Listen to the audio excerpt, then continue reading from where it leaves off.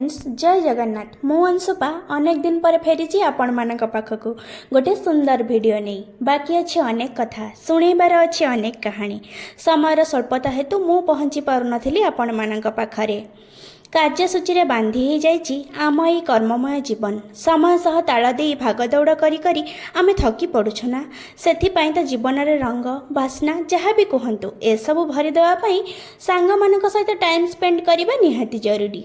तो एमिति गोटे बिजी शेड्यूल टिके टाइम बाहर करी आमे माने आसीथिलु कोलकाता बुलिबाकू। आमे खाली फ्रेंड्स नुहे आम सहित माँ मैंने भी आसी आम मामू भी आम सह थिले। आमे करिथिलु बहुत मजा मस्ती। आमे पहुँचलु इको पार्क रे जोठी तरंगायित फूल बगीचा रे मन झुमी चलीथिला। आ सबुठु इंटरेस्टिंग थिला डुओ साइक्लिंग। आ ए साइक्लिंग करी आमे बहुत खुशी हेइथिलु।